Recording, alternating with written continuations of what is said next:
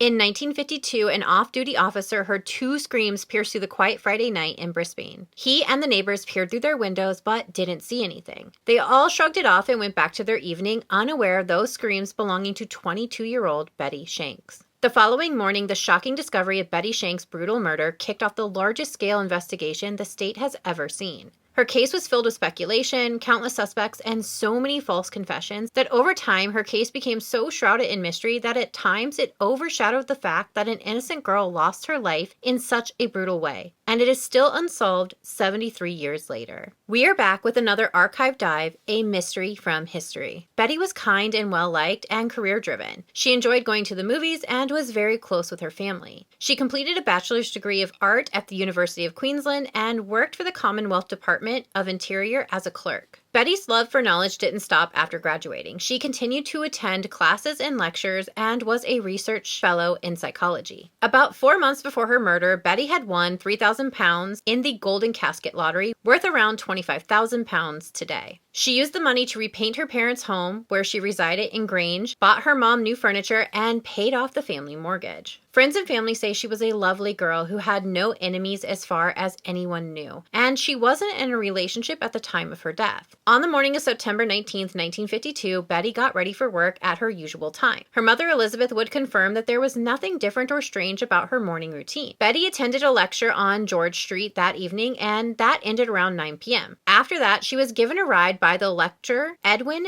Milken, who dropped her off at the tram stop in Windsor. Betty boarded the tram and headed to Grange and was last seen getting off at her stop at Days Road shortly after 9:30 p.m. Her home was just 400 meters away, but she would never make it home. In just 12 minutes between 9:38 and 9:53 p.m., Betty would be brutally assaulted and beaten to death. Witnesses reported hearing screams between 9:30 p.m. and 9:53 p.m. Her parents at this time were already worried as it was getting late and Betty hadn't arrived home, and this was completely out of character for her. By 1 a.m., her parents were sick with worry, and that's when they contacted the police, who began looking for Betty right away at the nearby tram lines and schools. Betty's body would be discovered around 5:30 a.m. by Constable Stewart in the garden of a house on the corner of Carberry and Thomas Streets. This house was just under 30 feet from Constable Stewart's home, where he and the neighbors heard the screams ring out the night before. The constable and neighbors believed that the screams were coming from children playing in the neighborhood and did not go outside to investigate. The constable secured the scene, and every available detective in the city was brought in to assist in Betty's case. Blood-stained clothes, digging through trash bins, backyards, and went door to door questioning neighbors. Investigators knew, based on the brutality of Betty's murder, that the killer likely had blood on their clothing, and they most likely tried to dispose of it close by